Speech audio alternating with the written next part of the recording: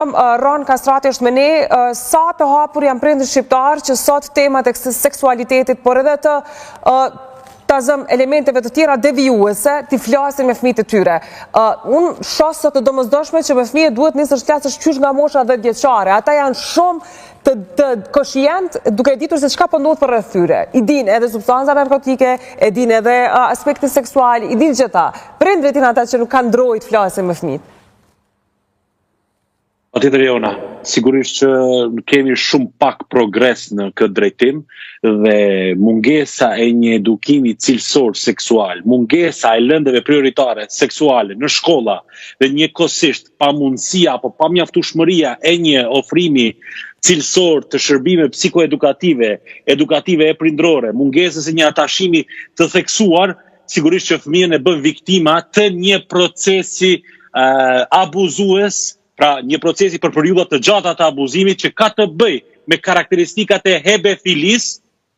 Hebefilia kur kombinohet me gaslighting, pra, kur një abuzues me hebefilia apo me karakteristika pedofilike ka një prirje të gaslighting që i bjen që manipulon viktimën, identitetin e viktimës, problemet emocionale të viktimës, ndjenjen e fajit tek ajo, sigurisht që ne mund të shisim në këto probleme të theksuar në shoqëri.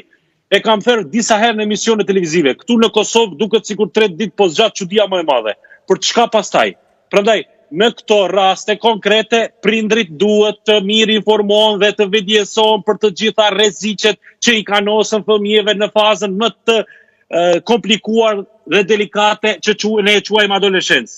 Dhe sikundër, ofrime cilësore psikologjike, gërshëtimi i shumë përvojave dhe praktikave multidisciplinare mund të reduktojnë ndjeshëm situatën kolapsuese tashmë në Kosovë me këto raste që ditë për ditë tani po tronditemi si shoqëri e po përpiqemi që desensibilizojmë traumat për këtyre nga këto emocione sensibilizuese.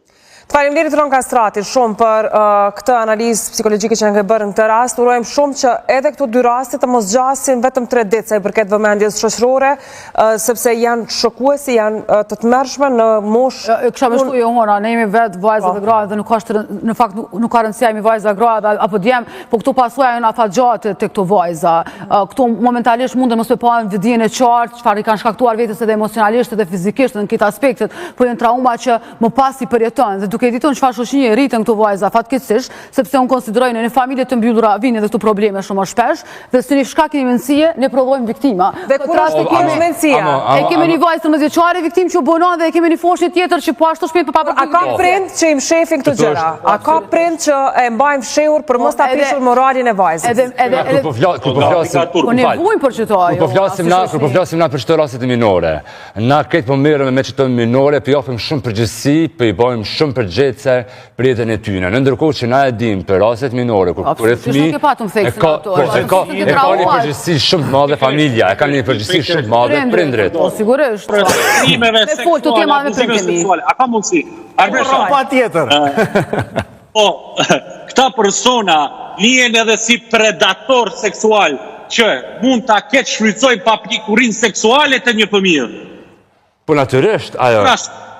Shfrytëzimi një papikurinë shumë dimensione mund ta shisë viktimizimin. Po ti Arbresha vetëm një gjë, ai dëgjove vetëm ti the problemin i mentalitetit, por nuk mund t'ja veshë vetëm problem mentaliteti, sepse vullneti e thash shumë mirë. Ne jemi këtu me tregu realitetin shoqëror, jo çu do të me kon gjana, çu do të me kon gjanat, na e dim çu do të me kon gjanat. O problemi i përgjithshëm shoqëror. Jeni shoqëri emancipuar. Vetëm të kuptu, nuk jena shoqëri e emancipuar. Jena shoqëri patriarkale dhe sjellin viktima, kaq. Në asnjë moment Roni, në asnjë moment Arbresha nuk e përjashtoi mundësi që ta zëm edhe prindrit të jenë përfshirë këtu, që mund ta kenë ditë ajo është çështje tjetër. Policia, prokuroria që kemi të drejtë të themi se këtu ka dështim në prindërim, ka. Ka zinxhir, është familja, është shteti, është institucioni, është mirë edhe informatat mujna me marrë, edhe prej policisë ata. Na jena shoqëri patriarkale, pik. Mirë. Arbresha, një gjë, Arbresha, po pse të lutem shumë? Diskutimi mos e bë me mua, bëj me fenomenin, të lutem. Diskutimi mos e bë me mua, bëj me fenomenin. Bëj me fenomenin, një ajkosh, mëson ajkosh, edhe reflekton ajkosh. Po, pikërisht mbi fenomenin. Sepse unë kam pikurinë ta mjaftuar. Po, mbi fenomenin, ne si shoqëri duhet me patjetër dhe të gjitha perspektivat, jo vetëm psikologjike, të përforcojmë koshiencën kolektive mbi edukimin seksual. Mirde, kjo u tha të Roni, kjo u tha të i tash, që pikrisht kjo është Si psikolog, je pshila e ki mundësin të anë, minutazha që është e arë televizion, son dikush prej tje që se ka kitë mundësi, por trajtoj e fenomenin, jo të mirë me individin, se nuk kina arë mu marna me njëni tjetërin, që kjo është dalimi. Sakt, këtu nuk ka një gabim. Na jemi mu marrë këtë me njëni Po tjetërin. sigurisht, më i shërbyti dikojt. Jo, ideja është me i shërbyti dikojt. Vështa është medja dhe impakti vullnet. Diskutimi, pytet që në të shtroj ty. Po në funditës... Përgjigje që ti mi jep mu.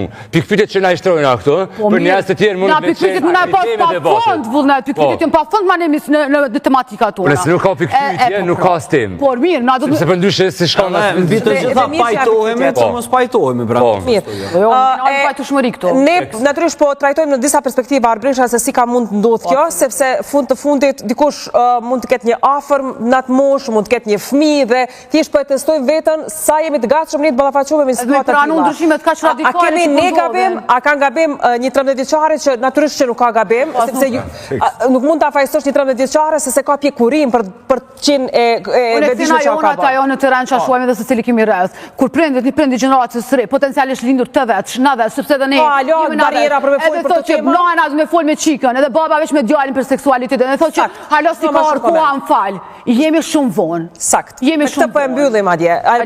Faleminderit shumë që ishe këtu. Faleminderit shumë. Vullnet Krasniqi, faleminderit shumë. Ron Kastrati, faleminderit. Faleminderit, uroj që çdo gjë të minimizohet sa për shkallës së rrezikshmërisë, por ky është një debat. Jo, absolutisht, për çka më kërkon ndjes, të kështu ngacsi profesionalisht. Unë kam në bazë auditore këto. Faleminderit. Kuadro të natyrshme. Sikur të kishim më shumë kuadro si Arbrisha Uka. Për mua, faleminderit ju, për mua të natyrshme. Atëherë le të shkputemi tani me publicitet. U kthyem sërish në studio, për tani do të bisedojmë për diçka tjetër. Do të flasim për një lajm që ka tronditur opinionin publik, është ai i një vajze 14 vjeçare që dyshohet se u dhunua nga një 58 vjeçar. Për të folur për këtë temë që është mjaft e ndihshme, në studio kemi Samir Xhepi, neuropsikiatër, mirë se vini. Kemi Skënder Musa, avokat, mirë se vini. Mirë se vini. Dhe në lidhje direkte do ta kemi Ron Kastratin, psikolog. Ron, mirë se vjen. Faleminderit për një lidhje tjetër pak më vonë. Roni, a mundesh më na sqaru pak këtë pjesë? Po, patjetër. Fillimisht edhe një herë përshëndetje për panelistët e nderuar në fushat përkatëse profesionale.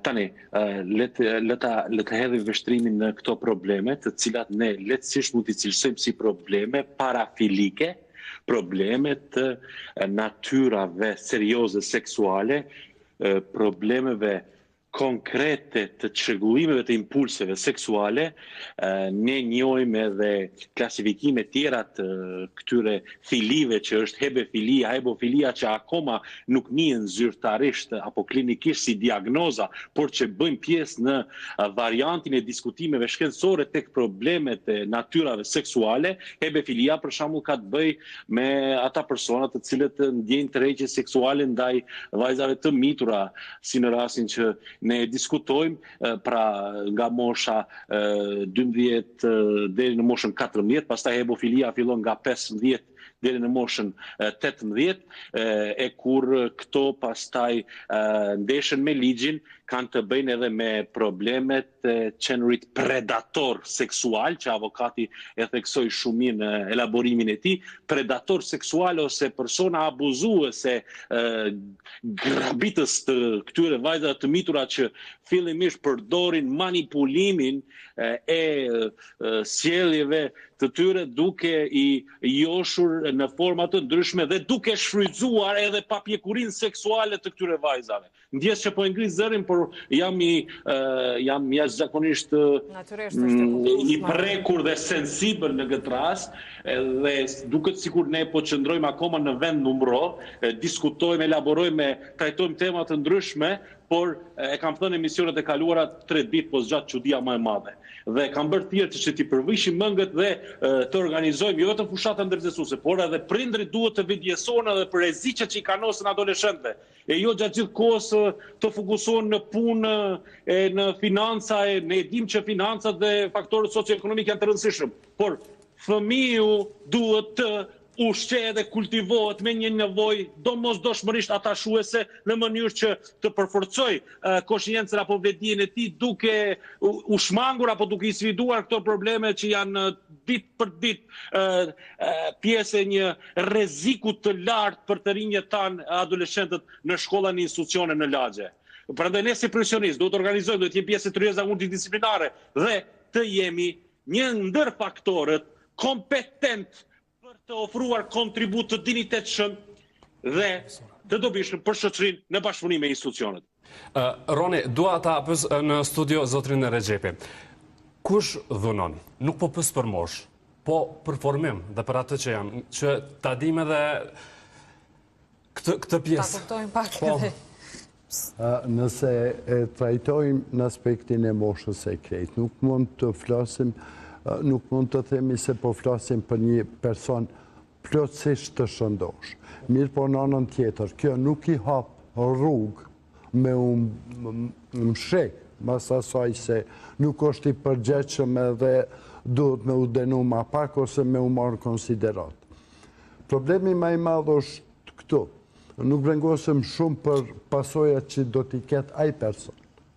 Problemi është e pasojat në për cilat ka me kalu ajo vajza e re. Ajo është një traumë i cilat do të zgjas tër jetën. Kohë pas kohë do të reaktivizohet, ndoshta funksionalizohet për një jetë normale. Por është diçka që nuk ka me u harru kurrë, edhe është një diçka që do të rikthehet herë më shpesh, herë më rrallë. Dua të marrim në këtë temë një opinion edhe nga Roni, nëse po na dëgjon për këtë çka biseduam deri më tash edhe me zotrin Rexhepi.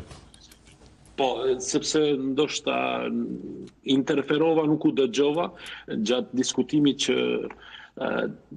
e theksoi edhe neuropsikiatri, unë mendoj që këtu kemi të bëjmë edhe me problemet e keq modelimeve sjellore, duke ekspozuar në mënyrë jashtëzakonisht të mbipërdorueshme rrjeteve sociale dhe këtë rinjët sot duke u ekspozuar rrjeteve sociale dhe aplikacionet të ndryshme që rregullojnë dukjen, që rregullojnë pamjen dhe i bëjnë ata të përforcojnë duke u mashtruar sigurisht, duke krijuar iluzionin e një vetvlerësimi të shëndetshëm se kam një trup të bukur dhe kjo pastaj keq shfrytëzohet apo manipulohet nga këta predator apo njerëz që kanë karakteristika të natyrës pedofilike e që lehtësisht pastaj shqisin në dhunime dhe abuzime seksuale. Këto janë të gërshëtuara, por unë mendoj që familja ka për detyrë përveç edukimit të përgjithshëm, t'i ofrojë edhe psikoedukim të veçantë fëmijëve duke u angazhuar në bashkëpunim me profesionistët, jo të në institucionet shëndetësore, por institucionet e sigurisë, qendrat për punë sociale dhe të përfitojnë shërbime këshilluese psikosociale, sepse kjo nuk është turp. Sot njohin fëmijë dhe adoleshentë që nuk janë mjaftueshëm të vetëdijshëm për rreziqet me të cilat mund të përballen dhe me manipulimet patologjike të këtyre predatorëve që janë në çdo cep ndonse e që lehtësisht mund bien pre si viktima të këtyre. E foli edhe për traumat. Shikoni, traumat kur ato përpunohen përmes terapive ekzistuese siç është EMDR, para ripërpunimi, riprocesimi i traumave, sepse ato shpeshherë mund të jenë edhe flashback të rikthyeshme, në sajt të një përpunimi kognitiv, ato mund të reduktohen dhe sigurisht që mund të rikrijohen modele të reja kognitive për viktima të traumave seksuale dhe që mund të kenë edhe probleme të çrregullimeve pastaj të identitetit seksual dhe problemeve tjera të sjelljes vetlenduese ose suicidale. E këto janë pasojat konkrete që të rinjët ta mund t'i vuajnë. Po. Kështu që një mesazh të fundit edhe herave tjera po të ftoj marrë këtu në studio edhe me diskutu sepse ky diskutim për këtë rast dhe raste tjera nuk do të mbaroj me kaq. Patjetër, edhe herave tjera ju premtoj që do të jem në studio sepse jam gjithmonë i gatshëm të ofroj kontributin tim në bashkëpunim me aktorët institucionale dhe me profesionistët tjerë të fushës shëndetësore, por edhe atë juridike. Ka diçka këtu që unë do doja të këshilloja apo transmetoja një mesazh për gjithë ata që na ndjekin, prindër të dashur, përvishni mëngët dhe ju lutem thellësisht që të qëndroni pranë fëmijëve tuaj, veçanërisht në fazën më të deur të jetës që ne quajmë adoleshencë, e ku fëmiu përplaset e sfidohet me kriza të thellësishme, ndonse të identitetit apo përpjekje për gjetur autonomi, aty ju prindër duhet të tregoni empati të lartë e të pashkëpushme, sepse janë vetëm pak vite deri në moshën 18 vjeçare dhe prandaj kur arrihet mosha 18 vjeçare ju do arrini edhe kulmin e të arriturave si prindër. Kaq ju duhet, qëndroni pranë fëmijëve. Faleminderit shumë për kontributin sot, do dëgjohemi në raste të tjera.